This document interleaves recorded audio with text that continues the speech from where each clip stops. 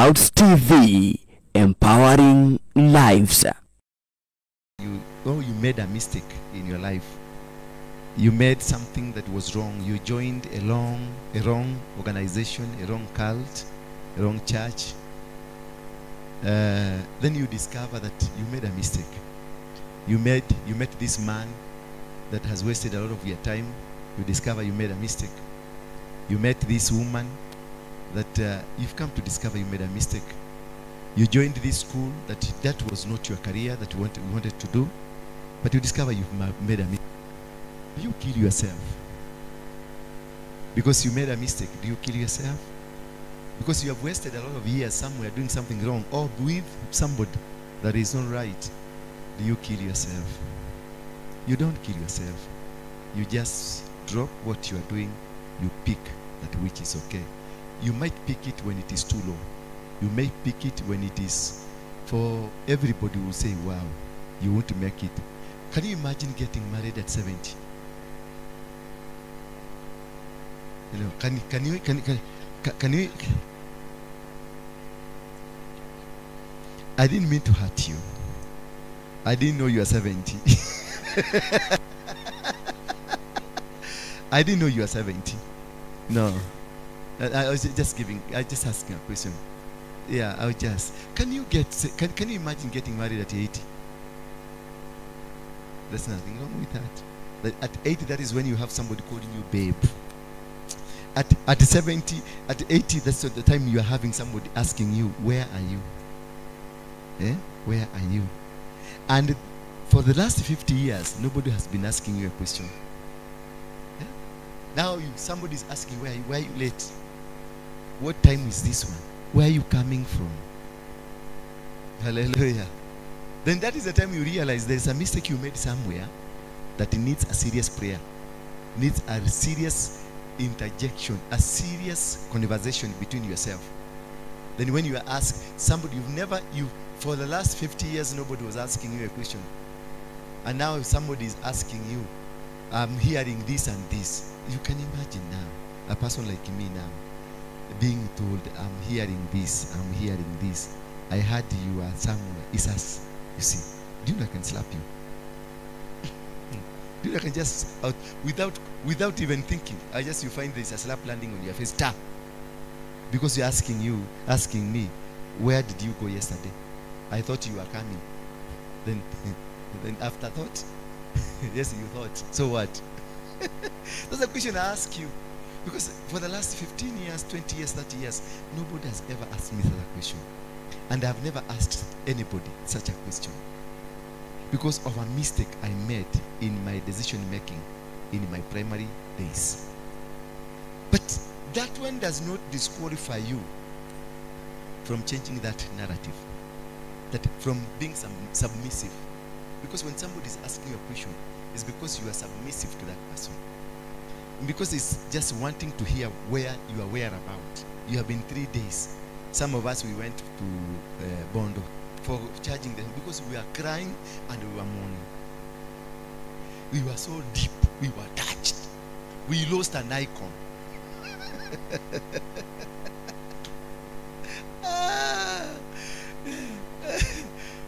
Hello. Atumia maradola uruma. But you can change. Praise be the name of God. You can change that narrative. For those of us who are still looking, me, I'm not looking for. I have been looked for. For those of us who are looking now, my former colleagues,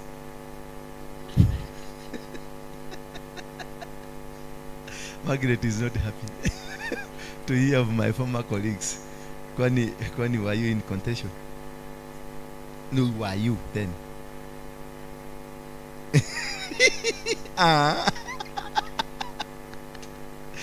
Did you know that you can change that destiny? You can change a nation, you can change a vision, and you can change a future. You are capable of doing so. You can change a whole nation. If we all went to cry for Baba because he changed all our minds to call him Baba, everybody's calling Baba. Even the older people than him, they called Baba.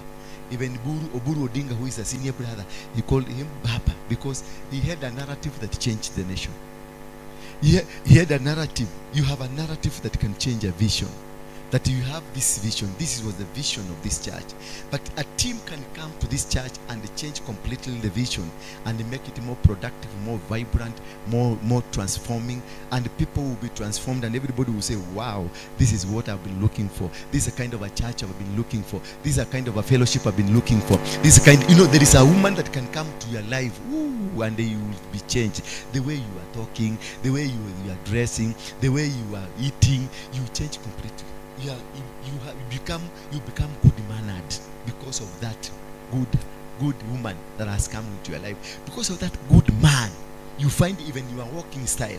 You used to walk this way. You are walking now nicely because you have a presentable man, a man you want to present to people. Women present men. It's women who are supposed to present men. That's biblical. That's the Bible. That the virtuous woman. Is it virtuous woman or wife? Virtuous? Wife or woman? Woman. Woman brings his man to the people. He makes that man look beautiful, handsome. You dress, you go, you buy a good attire like me, like this one for me. That is the work of a woman. It's not my work to go and buy go. It is the work of a woman. You sweat. You wake up early in the morning. You make sure I look handsome. You make sure I look smart in front of people. When I'm walking, they say, this is the husband of so and so. That's the work of women. That's the work of women. This is biblical. It's not me. Can we read it there? Open up. Open that verse. Proverbs 20 what? Proverbs that one. Just open it and see. Let's look and see.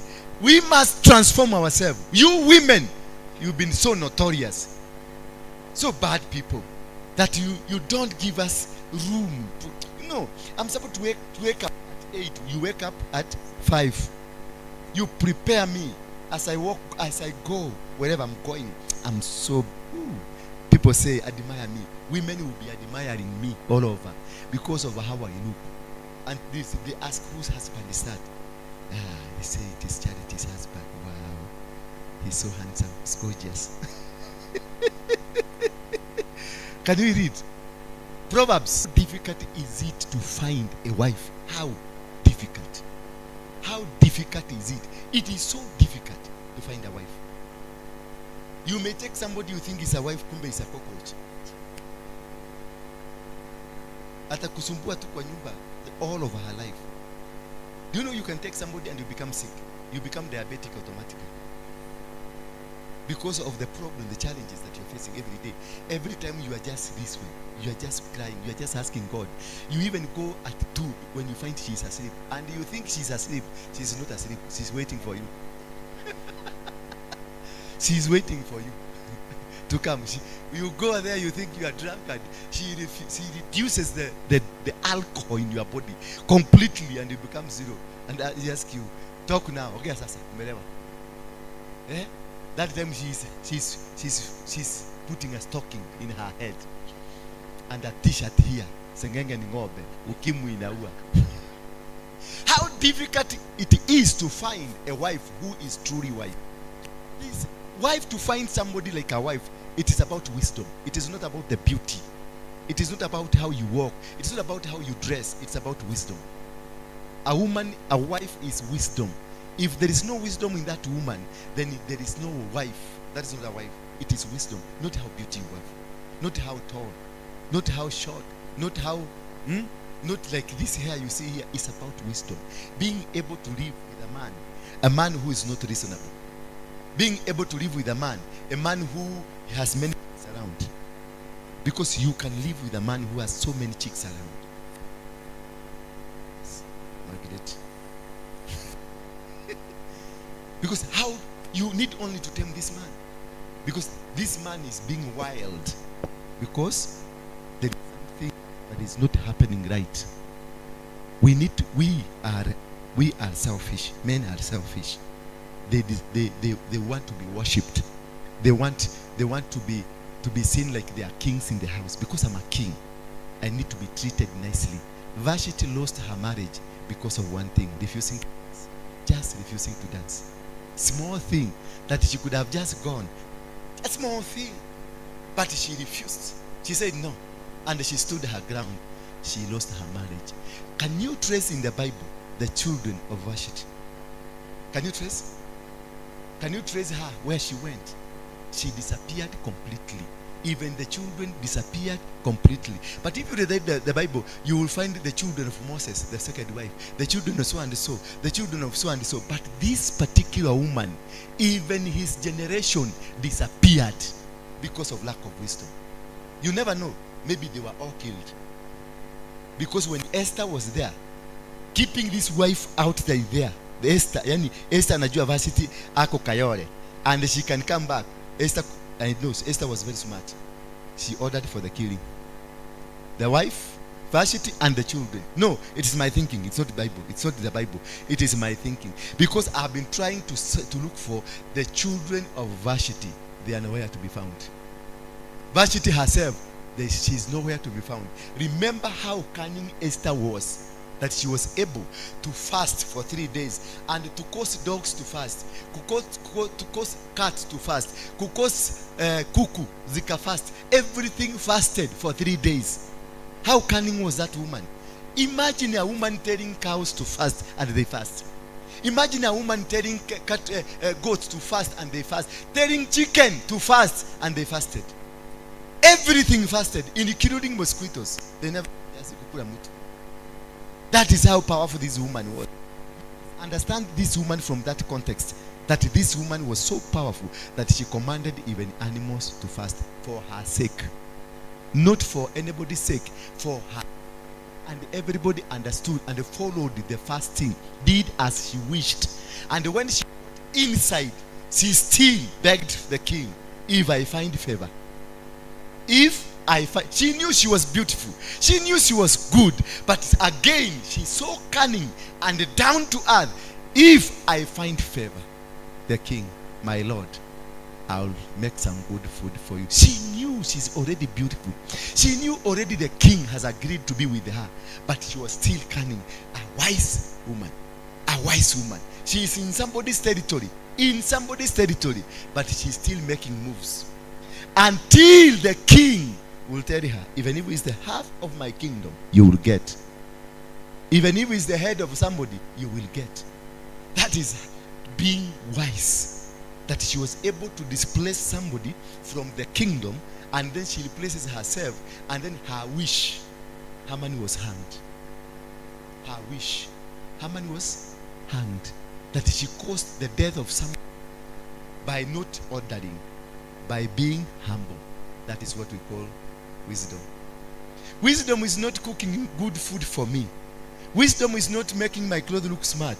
Wisdom is being able to penetrate into my inner cell of my brain and controlling myself from inside there. Living inside and controlling me from inside while you are 20 kilometers away. That wherever I go, I'll be singing your song. Whatever I'm doing, that I'll be talking about you. Wherever I'm standing, I'll be talking about. That is wisdom. Being humble. That woman was so humble. She will beg. She knew she has won the battle, but she continued begging forever. She continued being humble forever. She remained so humble that even the king had never seen such a woman. Esther, if he comes here to Muranga or Kiabu or Nairobi and finds the Kikuyu men, he will take all of them. Because that is what we are looking for. A woman who can go down. A woman who can kneel before you. It's a woman who can kneel and say, my king. The woman who called me my king. Ooh, I'll give you everything. But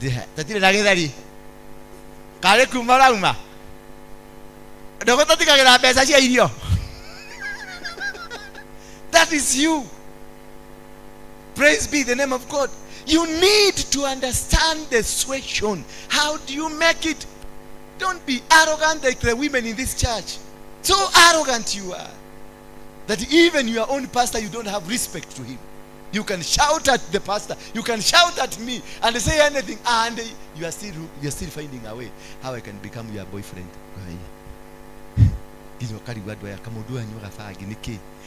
What could be the problem? Even you don't know how to persuade this man. A man is a man always. Even if nikamutoto kadogo. How many have young boys this size? I saw a young boy here. Where's that boy? Yes, this boy. This boy, not unless ameshikwa tu. Mshike tu hapo. Not unless ashikwe. Ebu mwache. Mweka chini. Toa hiyo shuka. Mwache. Kaa chini uone. This boy will start moving around because he's a king. He believes in the kingdom. He's a king. He'll be moving around. He doesn't care what is happening. He will make any noise because he's looking for the attention. And then look at him. She has gone back. Anataka kunyonya kiagufu. Na atajitolea nyonyo. Atajitolea ikikataa kutolewa because the boy believes I'm a king and I want to live like a king. He lives kingly. And then wewe kuja hapa na kiherehere yako ati mimi unajua mimi ni arrogant, mimi ni mugeke, mimi ni mkristiano, mimi ni vitu zote na nimezoea kusema kwa monene. Sasa unakuja hata ujokie hapa. I'm telling you, you will see fire you've never seen. You will see. And perhaps I was really looking for you. Nilikuwa nakutamania sana leo. Hata nilikuwa lakini kwa sababu the arrogant in me siwezi kubao, siwezi. I can't bow. I can't. And you see, you are looking for a way I can come down so that I persuade you because umezoea kuitwa babe, umezoea kuitwa honey, umezoea kuitwa can I take you for a cup of tea? Oh, mimi amungiki, I'm from the bush. Hizi vitu nyingi nimesoma na nyinyi hapa. Hizo majina mnaitanaka baby nimezionea hapa. Mimi sijai kuona kitu inaitwa baby. Sijai kujua. Mimi najua nilikuwa we. Lema. Sijajua. Sijazoea hiyo kitu. Nimezoea kuitwa saa. Sasa unakuja mimi ukuja hapa. Waza sasa unibadilike how? You need to have a formula to change me. It is not that I was born that way, but I found a people that changed me to be like that. Now you have a chance also kunibadilisha ni behave kama mtoto wako nataka. Utakuwa nikikuita ngakuta mama kwenda kati ya mama. Kwenda kati. Dokegera na how do.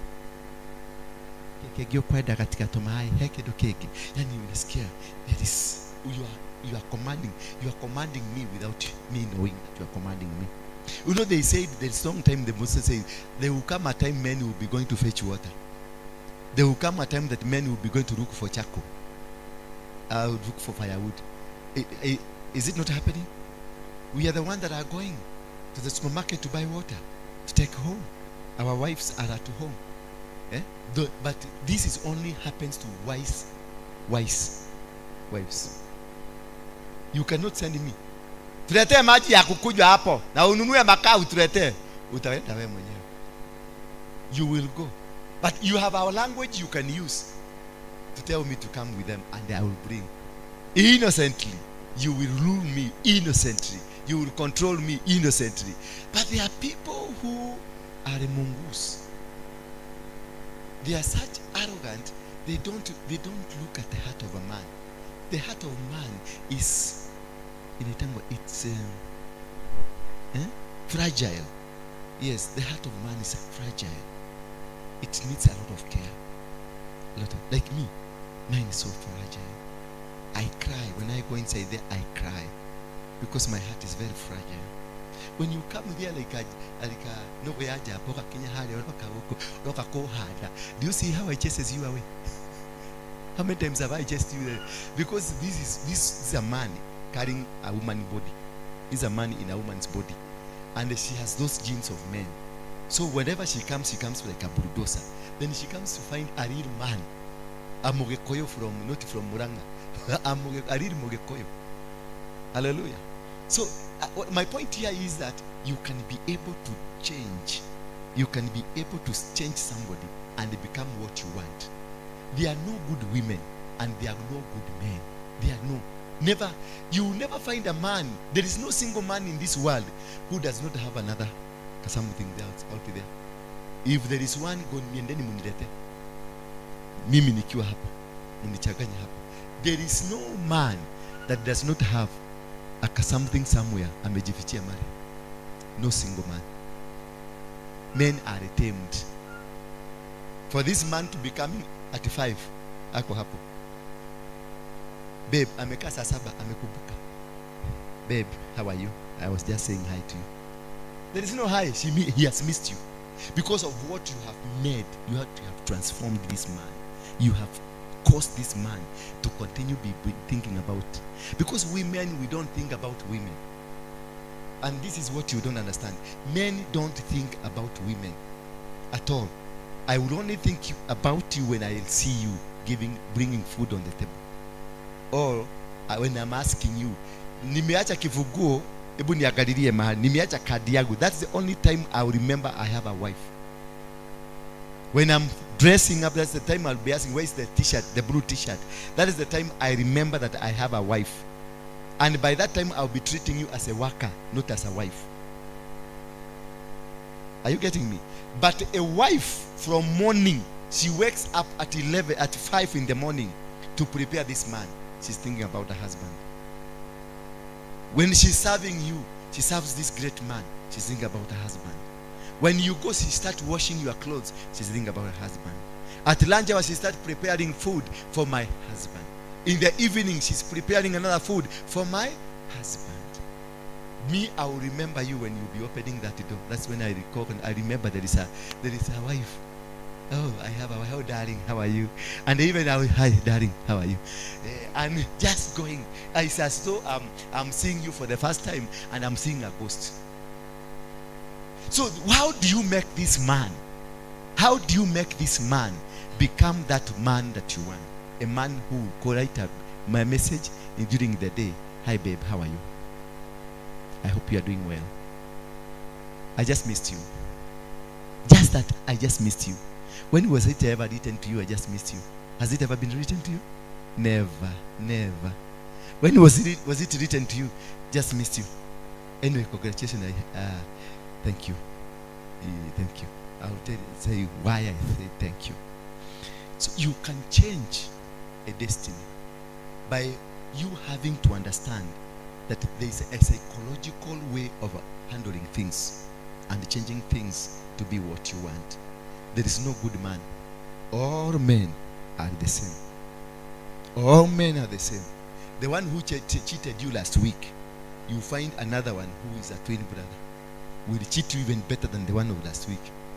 And they all speak the same language. So imagine now God has given you an instruction to follow a fool. And now you think God does not understand why he's telling you to follow this fool. Because the mandate of this world is given to a man, not to a woman. A woman does not have a mandate at all. And if you don't have a mandate, you don't have a direction. And you don't have a vision. Women do not have a vision. Vision are with men. Because men were created first. Then women came out of men. So who has the mandate on that? It is man. Who has the vision of God on earth? It is man. That is why God is telling you, this man is a fool, but follow him, because he is carrying the key of your life. It is that man that will give you the key, will open the doors for you, will make you become successful, will make you move from one level to another level. You may be rich, you may be well educated as a woman, you may have anything and everything. And that's why you see these Runda women and these Modaiga women who does not have their husbands, they have boys.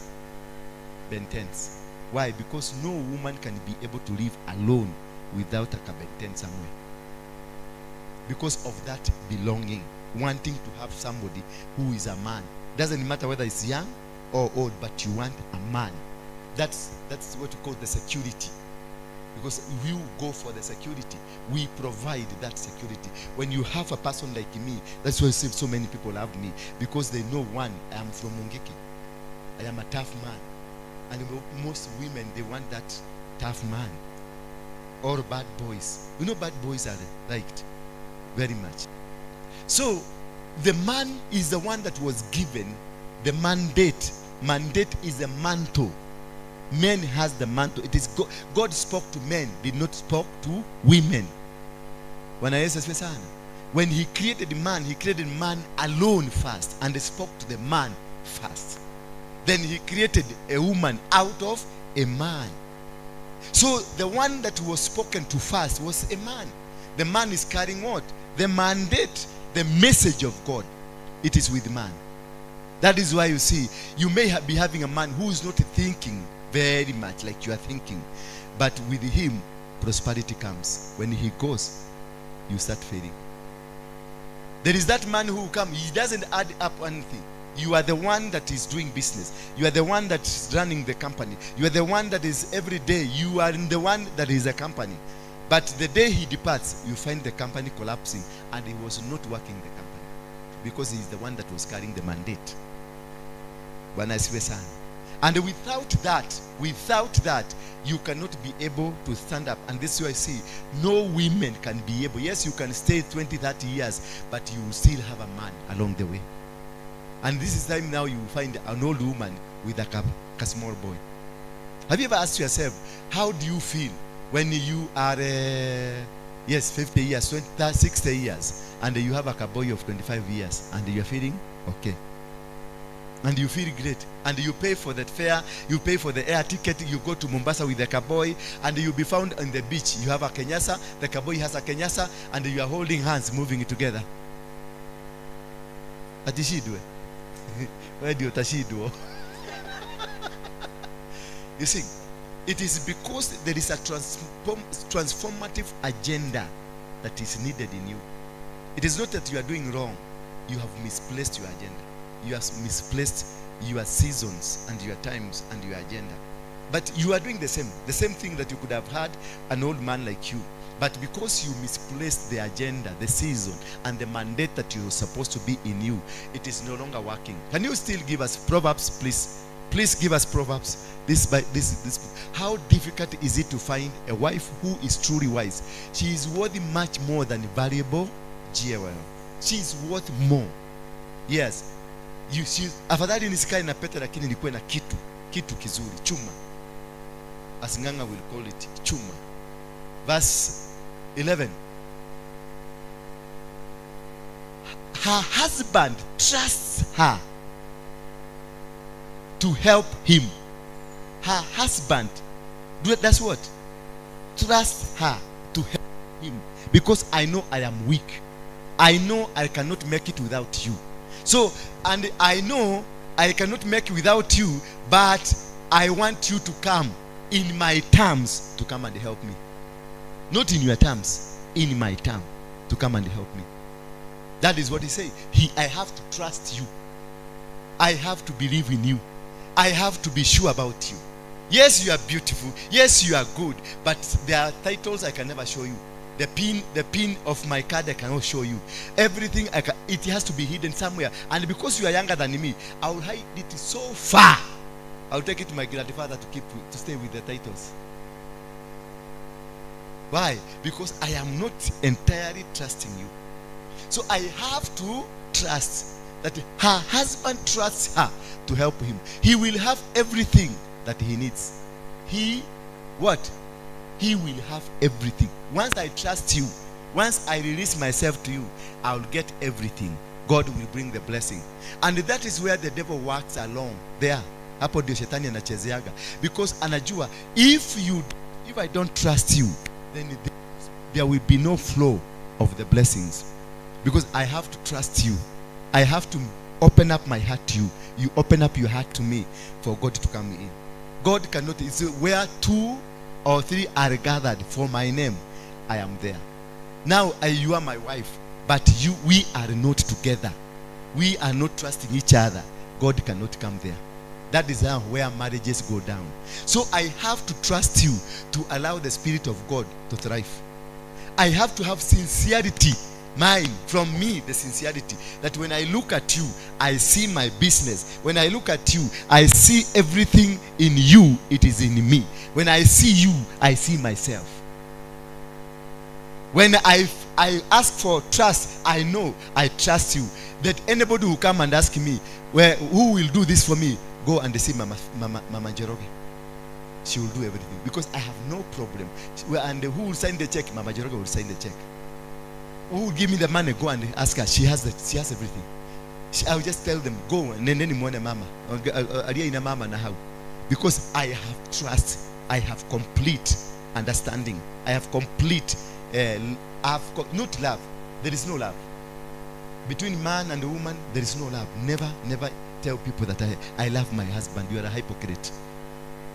I trust my husband, and my husband trusts me. There is no relationship that is formed or grounded in marriage, in love. There is no. Never be cheated by anybody that I love you. They are lying to you. But I trust you.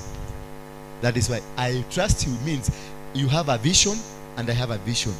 Now you bring your vision, I bring my vision, we put it together. Then we produce something new, a new vision. Through that new vision, that is where trust will come in. Because I am valuing you. I'm valuing your presence in my life, and you're valuing the presence of me into your life. Therefore, you bring the 50% of yours, I bring the 50, we form 100%. And from there, we can be able to walk together towards a cause, not towards love. There's no love. If there was love, would you be having pin in your phone? You'll be dropping your phone on the table and leave it. Anybody to access it. Even your children, you cannot allow them to see your phone. You cannot allow them to. Because therefore there's no love. God only has love. Agape. He loves us. That is why he gave his only son. For whosoever believes in him, that he shall what? It is conditional love. Verse number 12, please. Number 12. She does good things for him. She. Underline that. She does good things for him. Hello? For him every day of her life. Not during Fridays. Not during when you want to be taken out. Not during December when you want to go to Mombasa. She does every day. Yani, when you are waking up your husband. You are walking husband. You are sleeping husband. You are drinking husband. You are eating husband. You do everything. You don't become militant. Hallelujah. So to get such a wife, especially in our age and our era, it's like eating fire with ugali. Kupata mwanamke kama huyu, there is none. Hakuna. She does good things for him every day of her life. She never tries to hurt him. She never. Not to hurt. She never tries. She never tries to hurt him. Now, niambie hapa tu, hii hapa tu. Just tell me one hapa. Mwenye anaweza kufit hii line. She never tries to hurt. Just if you can fit this line, inua mkono. The last time. Okay, hakuna. None of you that she never tries, never even thinking that if I do this thing can hurt my husband. If I get late a little bit, I might hurt my husband. If I make this decision, I might hurt my husband. Just try. Not even being attempting. There is a difference between attempting and trying. Hello. Now, mama kama Koki hapa. Na mama Koki ni mama amezoea maisha yake. Anaingia saa 5 usiku. Anakuuliza, "Haya, hujakula?" Na mimi nimechoka, nasikia tu kulala. Na ulikuwa umegojea bibi akupikie chakula. Si afadhali sasa ukae siku. But not lonely. Verse 13, tuangalia 13. Sasa I want you to understand this chapter in a different context, so that you may be able ujue ni kwa nini umekosa mwanaume katika maisha yako. This is the cause. She is happy to work with her own hands to make clothes with wool and linen. She is happy to do a job, kufanya kazi na mikono yake, si kutegemea mwanaume, si housewife. Hello, si kutoma nitumie kiredo, si kusema nywele yangu si nitumie nywele. Hapana, she is happy to work na mikono yake. Happy. Anasikia vizuri pesa ikiwa ni yake, ametengeneza pesa. Anasikia vizuri katika 100,000 ametengeneza, anarusha ka 20,000 kwa msee kama Benede hilo nimelipa mshahara.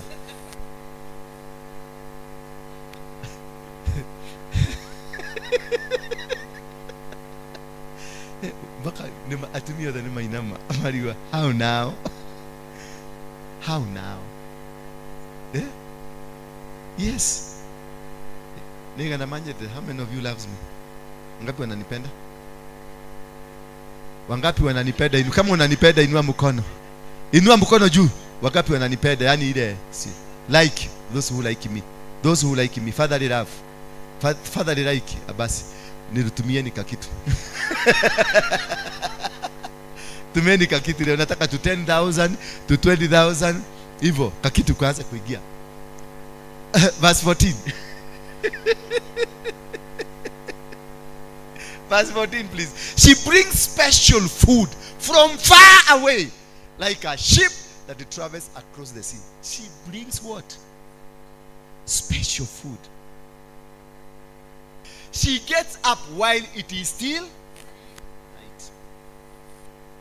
When the Muse is sitting monotony in the bed, that is the time she wakes up. To do what? When it's still night, she prepares food for her family. She also gives some to her female servant.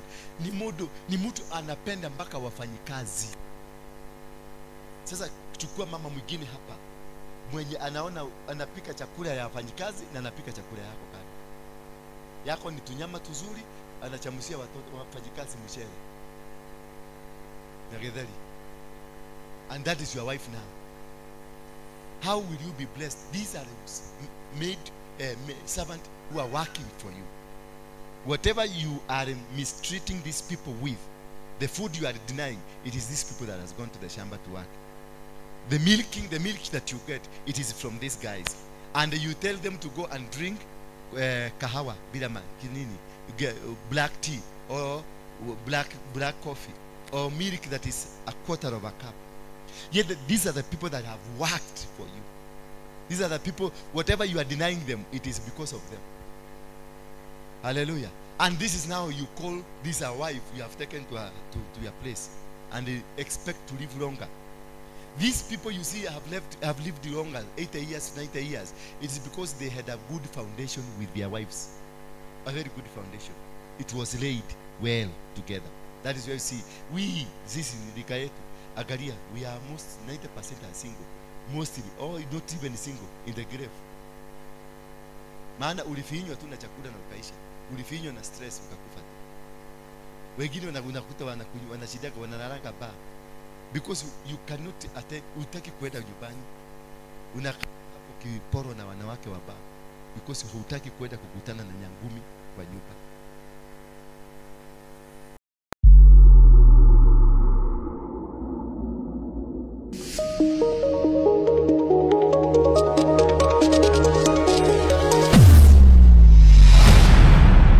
Bethel Clouds TV, empowering lives.